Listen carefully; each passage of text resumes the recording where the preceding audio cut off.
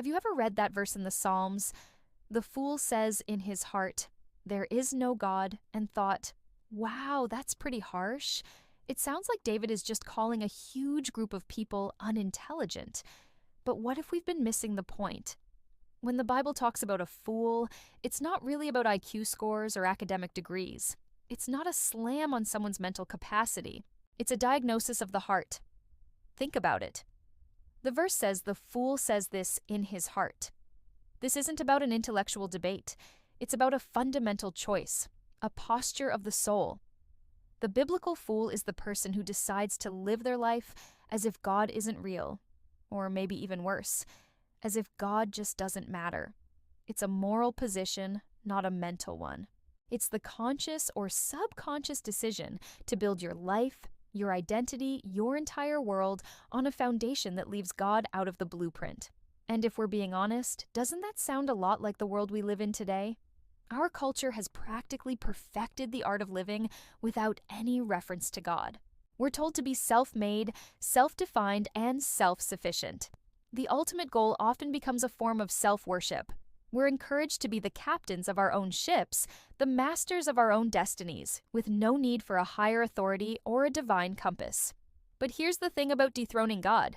That throne never stays empty for long. Something always rushes in to fill the void.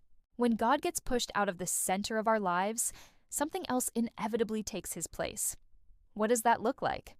For some, it's the relentless pursuit of success and career advancement. For others, it's an addiction to the approval of others, constantly checking for likes and validation. It could be our identity, our political party, the pursuit of pleasure, or even just the constant, numbing distraction of entertainment and scrolling. We all have something that tempts us to build our lives around it instead of God. When David continues in Psalm 14 and says, "They are corrupt, they have done abominable works," it's easy to picture ancient, brutal acts. But this corruption is much more subtle and closer to home than we might think. It's the small, everyday compromises. It's bending the truth to get ahead at work.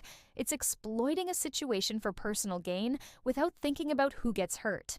It's treating other people who are made in the image of God as mere tools for our own advancement or as obstacles to be removed. It is seeing injustice in the world and just shrugging our shoulders because getting involved would be too inconvenient. That's the corruption of a heart that has decided God doesn't matter. The little things start to break down because the big thing, our connection to the source of all goodness, has been severed. Then comes the gut punch line, "There is none that doeth good." This is where David, and later the Apostle Paul in Romans 3, levels the playing field entirely. This isn't just about those people over there. It's about all of us. Before a holy God, none of us can stand up and claim to be the hero of our own story. None of us are righteous on our own merit. This verse is a mirror held up to every human heart, revealing our shared tendency to wander, to build our own kingdoms, and to say in our actions, if not our words, "There is no God who has a claim on my life." It sounds pretty bleak, doesn't it? A world of fools, corruption, and no one doing good. If the chapter ended there, it would be a story of complete despair. But here's the beautiful, incredible turn. Psalm 14 doesn't end in darkness. The psalmist goes on to say that God looks down from heaven. He is still looking, still searching, still engaged with his creation. The story isn't over. This is the relentless nature of God's grace. While the fool in our hearts whispers, "There is no God," or "God doesn't care," a much more powerful voice keeps responding. It's the voice of grace that says, "I am still here. I am still pursuing you.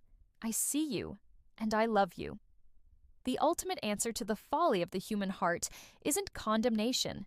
It's the salvation that God himself provides. He doesn't just point out the problem. He enters into it to rescue us. He offers a way back.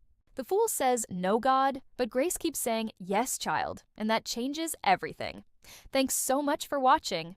If this message resonated with you, consider subscribing for more content that dives deep into Scripture.